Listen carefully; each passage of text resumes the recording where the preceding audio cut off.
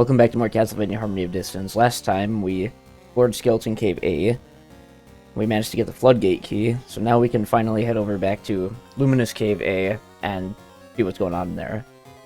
But first off, let's make a quick little pit stop and drop off some furniture. And, well, there's probably some new stuff in here, but it's been a little bit since I last went in here, so I honestly don't remember what was and wasn't already there. Anyway, let's see here. We've already been through these opening rooms of Cave A, but now that we have the Floodgate key, now we can actually make some progress in here. And let's pop that Bolt Bible real quick. None of the enemies at this point really that much of a threat in here. I guess it's mostly like the recolored witch enemies we gotta look out for near the save room. There's a whole lot of them, and they can be pretty annoying. And I guess something about these tiny devil enemies is that, I want to say, if they hit you, they inflict like some sort of berserk status on you, and you are forced to stand still and just whip in place over and over again. I don't remember if they do that in this game. Yeah, even with how strong we are, these guys take 4 hits to kill, so you gotta go at them for quite a while. At least the man-eaters still just die if our little Gradius shield even tickles them. Anyway.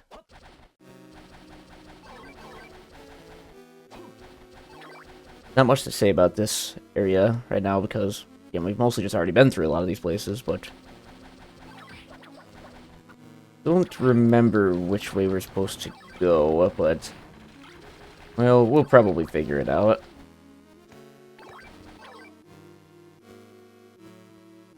I think it's over this way. I definitely remember it's near the room in Castle B that had the shop. There's a little box puzzle down there. I believe it's this castle version of that room. That was a really weird bounce I had off that armor. What the hell? I'm not sure I've ever seen that before. What the fuck? Or anyway, God, there's so many of these Sylph enemies, but might as well just be free XP. Yeah, here's a shop, and I was checking into it between episodes, and apparently the criteria to open that shop is you have to be an odd numbered level. So you have to have an odd number level, which sucks because we just leveled up and hit 36 instead of 35, so we can't actually go in there anymore. So if we level up again in this episode, we'll have to go back and check. Anyway, immense water drained away somewhere. So as you probably guessed, yeah, that clears up all the water that was blocking the way before, and now we can fully explore Luminous Cave A. So why don't we go to where that gate was that led to Skywalkway in Castle B and see what's going on over there now. Still stumbling over my words, man. Jesus.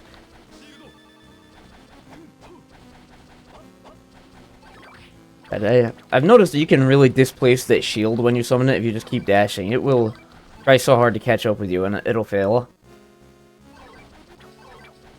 Ooh, another hint card. 20 trillion fairies. Hey, look at that. We leveled up again. It was really quick. You start to get a lot of levels around the end game, I think, because the enemies just get so strong. So, first off, let's actually check that hint card. Let's see which one it was. Hint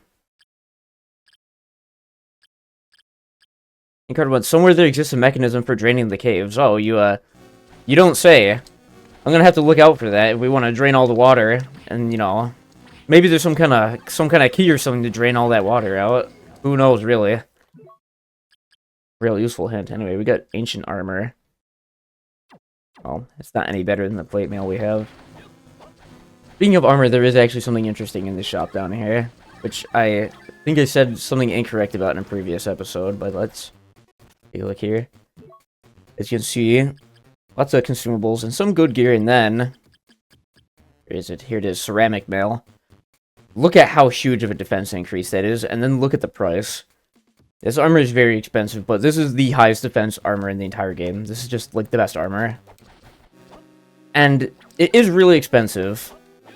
And I was saying in the first episode, or, like, the second episode, I was talking about that secret shop near the end of the game where you have to be level 50 to enter it. And I was talking about how I didn't really think it was worth it and how it was super overkill. I was kind of wrong about that. I thought the ceramic mail was actually in that shop, but no, it's in this one here. So it's definitely more worth it because you don't have to grind levels to be able to get in there.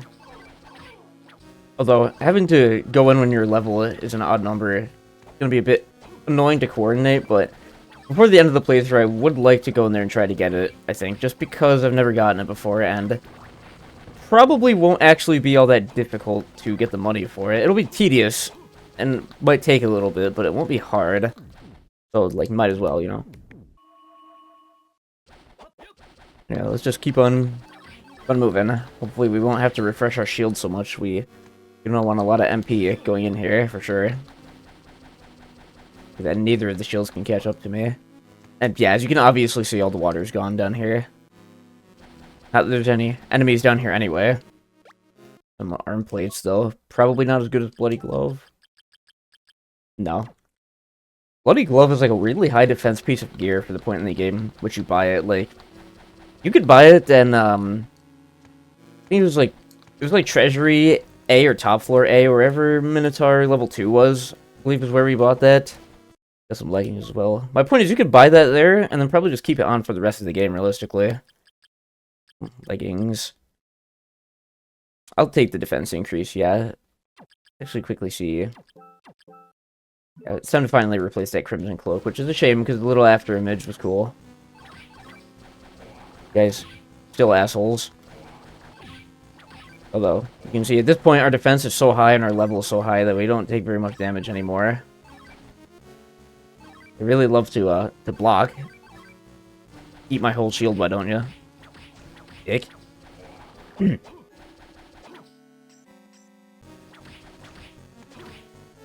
guys aim to challenge, though. Look at that, it's a boss fight now. That boss is none other than... It's Death!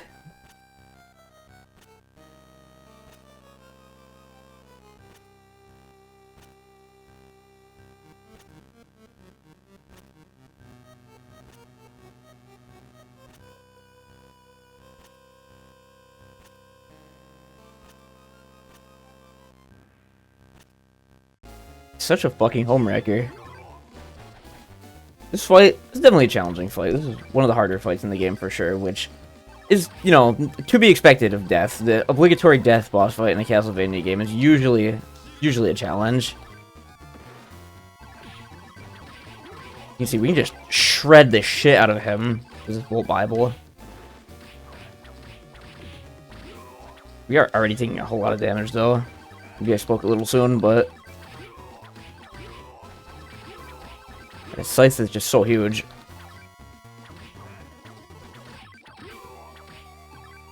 Likes to camp out in this little corner for some reason. Oh, there we go, we got him.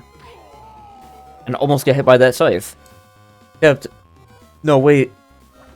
Fight's not over yet. It's Death again, or Heal. As the Castlevania double pack on GBA would, the Castlevania double pack on GBA would refer to him as Level 2 Death. I'm not even sure why they made that change. That's whole...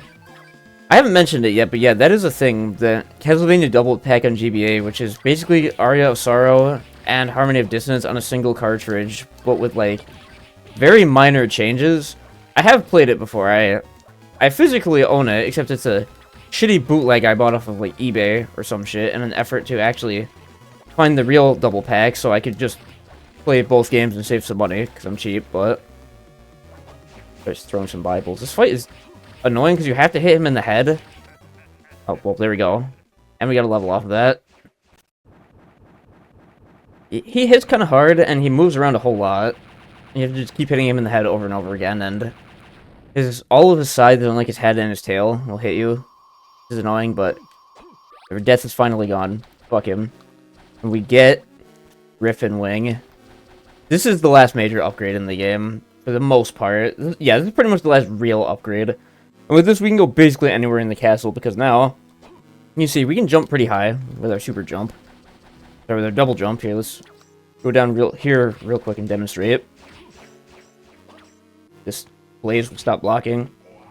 You see, I can accidentally hit select. We can jump decently high with our double jump, but if you input down up jump, that's right, you get a super jump, and you can do as many of these as you want in a single jump, which means we can go anywhere now. There's no more, like, height restrictions and any kind of platforming or anything. We can just go wherever we want.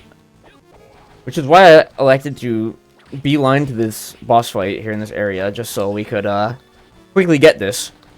And now is the point in the game. We're really approaching the end game at this point. This is where... I'm just gonna ignore these fucking guys, I swear to God. We're in the end game now, basically. Now that we have full access to the entire castle, for the most part. There's like one more upgrade to get, but we'll get that shortly. At this point, we can now go to every single area in the castle with no restrictions. Which means now, time to start cleaning up the whole castle. There's quite a bit of stuff open to us now. We can finally go and get everything that we haven't gotten yet or missed outright. And first thing we're going to do, well, before we start doing any of that, I'm getting ahead of myself, let's just continue exploring the caves, because there's still a decent chunk of stuff down here that we haven't looked at yet. Although there's not much else of note down here at this point. Not that I remember it, anyway. A lot of the stuff there is to grab at this point is just, you know, picking up the last pieces of furniture, and occasionally there's like, oh, here's like a full elixir, like a potion or something, which is like, yeah, that's cool, but, I mean, yeah, that is cool. Not exciting, you know. Anyway, we got this new helmet. Did it say that was called, what did it just say that was called? I kind of didn't read it. Oops. Full helmet. It's an upgrade, let's take it. Level are we now? 37? 39? 39? Jesus Christ, we started this episode at 35. We get 2 levels out of killing death? My god. Anyway, need the crushing stone for this one. Gonna have quite a few opportunities to use the crushing stone again in this episode, I think. What's in here? It's... That's right, we got another warp room. Fucking finally. Means now we can actually just switch back and forth between Castle A and B here, although there's not much point in this area. But more importantly, we have another fast travel spot. And we're finally at the point in the game where we start getting access to a lot of these fast travel spots. Yeah, you don't get access to the majority of fast travel in this game until you're 90% of the way done with it.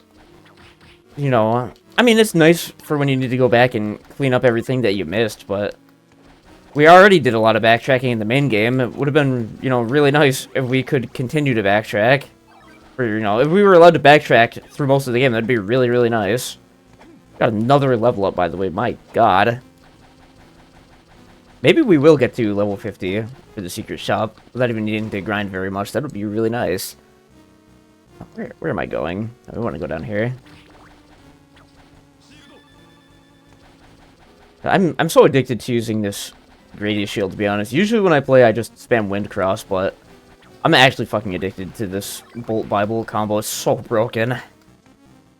Anyway, got a boss fight against generic piece of armor number 20. Or not. If you remember from the very first episode, I didn't really make note of it during that intro sequence, but we were running from a gigantic suit of armor, and we found where he finally landed. It's Talos.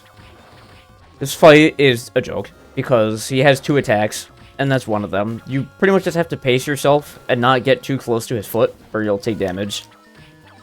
Like that. And he also has this... I guess he has 3 attacks. He has this little sword swipe, which has 20 years of startup, so you can just dodge it.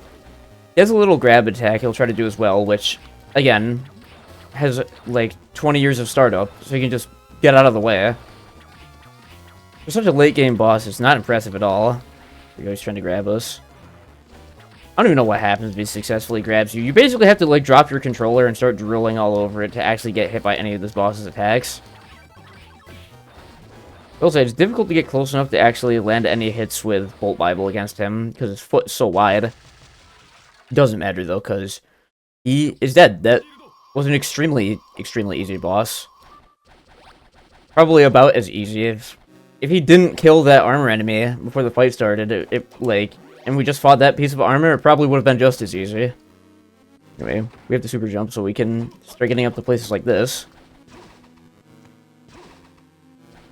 And all that's up here is just another heart max, which I'll definitely take it. I feel like you don't use hearts very often in this game because you can see with Bolt Bible out, I'm holding up and pressing the attack button. You just can't summon, like, you can't throw any Bibles while the shield is open. Same goes for, like, pretty much any sort of spell, really. As long as that spell remains on screen, then you can't actually use your sub-weapon. The weird piece of armor, hammer, aka Bolt Bible victim number, you know, however many at this point. Skull key. This is a good one. At this point in the game, it's not...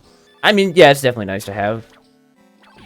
And we'll get to see what that does eventually. Another level up, Jesus Christ. 41. Getting so strong, man. We are... I keep saying it, but we're really rapidly approaching the end of the game. Is there anything else left down here? I might as well run all the way down and go get that single corner of the map that I missed. I want to try to get 100% map completion in both castles this time around. I want to try. I don't know if I've ever done it before, but it's kind of overkill to do it. Give me that. I mean, again, you don't really get rewarded for fully completing the map, so it's just, you know, something to do, really, but I guess it would just look nice. I don't know. And we're going to want to explore as much of the castle as we can anyway, just to make sure we get all the furniture and all the other good stuff. We don't want to miss anything. Although I remember where most of, like, the major stuff is. I don't know, it's this room that we want to, check the top corner of. At $250 from a single money bag, that's nice. Alright.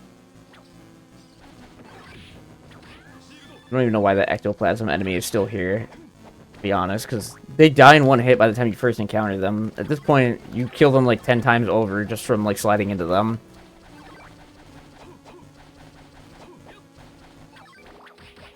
Yeah, fuck out of here with your axe. I don't even know what just hit me. I thought I just deleted his axe, but I guess not. Right. So, our first stop on our little marathon throughout the castle, throughout both castles, jeez, is we're gonna go back to Skeleton Cave A. And you may be thinking, haven't we already cleared that whole place out? What the fuck is the point? Well, I'll show you, and I'll get back to you when we're there. Alright, finally back to the spot I wanted to get in Skeleton Cave A. And the reason we're coming back here is because there's a secret over here.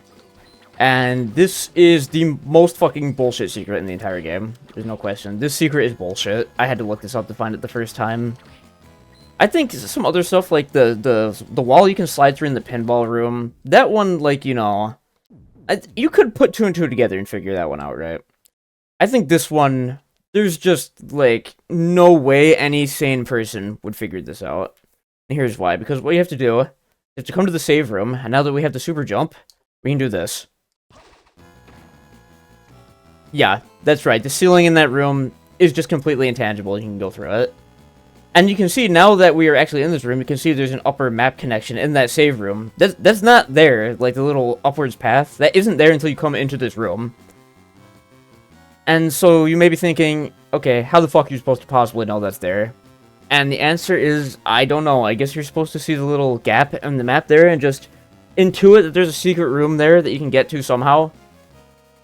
But not really, because if you look over in Luminous Caves in the bottom right, there's a single gap room over there as well, and there's nothing there. That is just a gap in the map. Like, this is one of the secrets in this game that I will actually, like, criticize and get upset over, sorry. That, like, that's just bullshit. You're never finding that without a guide. At least, though, we obviously know it's there now, so let's try to, well, when we... Yeah, let's go this way first. When we get back here, whenever we come back here in Castle B, sorry, we'll take a look at what is in there in the, in Castle B, because it's definitely better. I mean, big mana prism, or whatever it was we picked up, and, like, an HP max, that's certainly nice, nothing to complain about, but there's something a lot more interesting there in Castle B. Just keep on moving through here, though. Not gonna bother with that save. We're also not high enough level to use the secret shop yet, so we're not, right? Still only 41. Anyway. Last time we came to a dead end here, but now we can actually, with the super jump, we can get up. We can get up here, and maybe I can stop stumbling over my fucking words. Jesus Christ! Nah, that's not gonna happen. Just switch to the crushing stone real quick.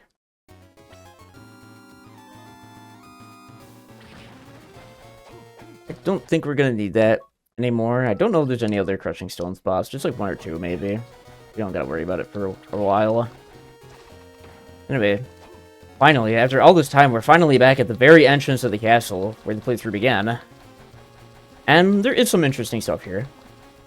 Let's go take a look at where it is. Here's where we were running away from Talos in the opening. You may have remembered this weird thing in the ceiling here, and we super jump up.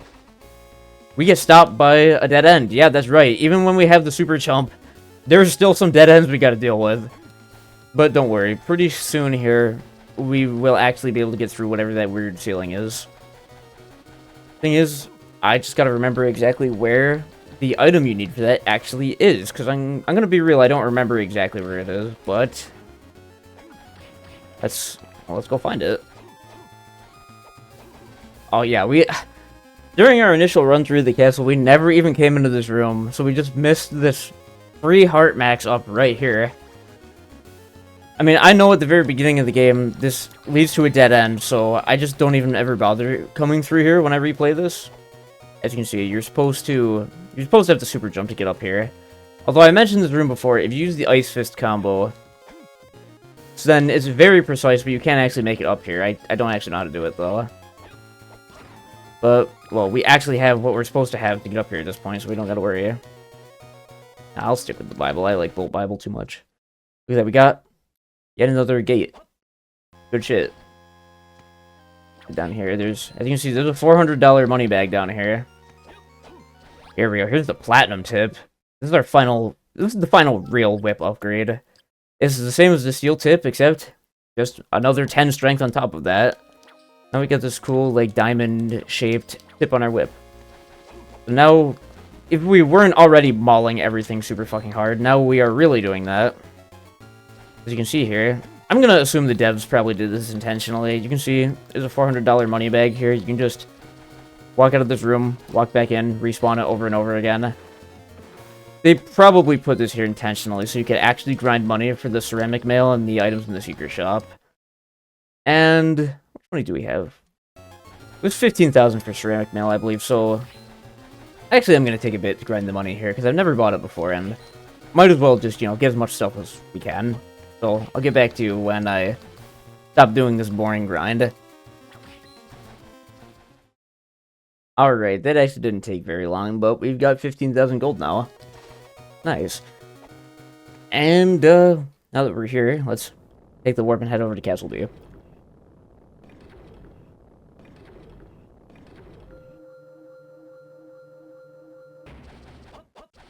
Yeah, this is our first time in Entrance B. And this is pretty much the final area in the game. Oh, this is huge. Lure key. As you can see, we got Floodgate key, Lure key, and Skull key. These are the 3 big keys of this game. And with that, truly, like, I've already said this like 3 times, but almost everything for real is open this time. And explore Castle B and show that. Get these clear bone enemies. They die in a single hit, but they actually hit pretty hard. And when they are, like, translucent like that, transparent, whatever the fuck, they're actually invincible, so they're a bit tricky. We also got these bone liquids. I think these were in the Aqueduct of Dragons, so I don't know why the fuck they're here. Doesn't really matter. Let's keep on going. There's a dead end. In the entrance of the castle outside, there was a dead end in Castle A. I'm pretty sure that's probably still a dead end in Castle B, but, might as well go check it. It's right here. We got more feather demons, but these guys are just a complete joke at this point. There's also something else here out in the entrance. First of all, take a look at that. You can see the whole castle in the background. That's pretty cool little just piece of background art. And there's a fucking dead pixel floating next to those trees. God damn it, I'm never gonna be able to unsee that. Son of a bitch. Whatever. If we come all the way over here in Castle B, we get War Fatigues, which is a downgrade to what we already have. Great. And we have enough money for Ceramic Mail anyway, which again is just the highest defense equip in the entire game. So, doesn't really matter at this point. And no, still a dead end. Whatever. I think next episode we can explore the rest of Castle A here, but I'm sorry, Castle B, entrance Castle B. We'll do that next time. We'll take a quick peek around here though, but finish off this episode. There's a hard max here. To finish up this episode, we are gonna head back to Skeleton Cave B, because there's that super jump room above the save room we still have to get to, and if you remember, there's a wall we broke with the crushing stone for that just had nothing in it, but in Castle B, if you go back there, there will be something there, and we'll go take a look what that is.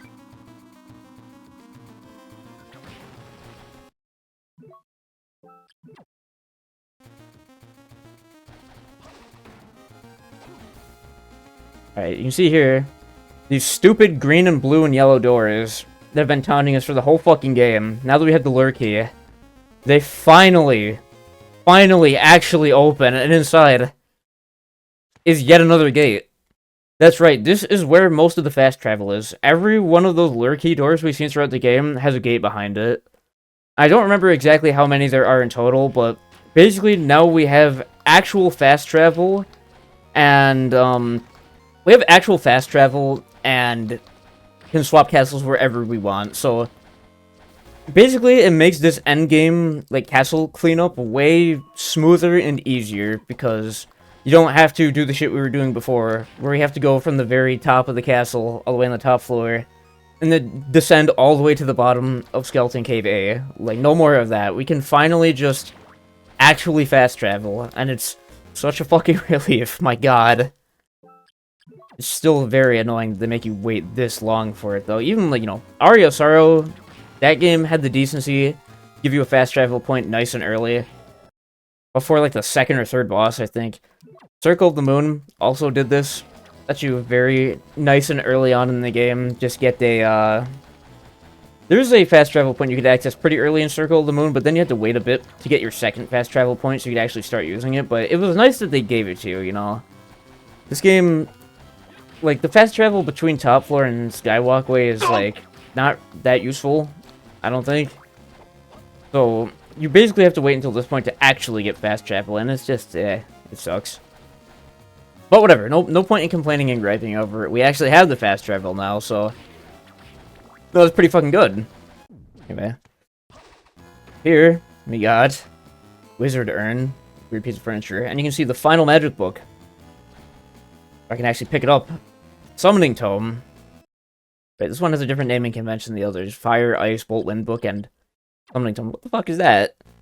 Well, you use it. I did not realize this was the combo. But, look at that. We combine Bible with the Summoning Tome, we get a fairy. Just pretty neat. But what happens when we bring that fairy near an enemy is, yeah, she just hits it with a hammer for basically a single hit of extremely high damage. I think it's, like, maybe one of the single strongest hits you can deal in the entire game. Don't know, anyway. That's not the best combo to show off the book. I mean, it's a cool combo. It's definitely a neat little one, but here we go. Now, if we combine the knife with the Summoning Tome, we get this.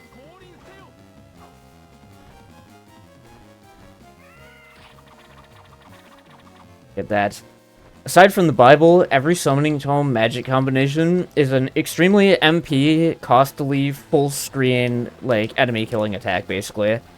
Imagine, like, the Hydro Storm from the one Holy Water combo. Basically, every sub-weapon other than the Bible now has their own variant of that. And they're all pretty good. The MP cost is, again, extremely fucking high. But it's worth it. It's definitely worth it.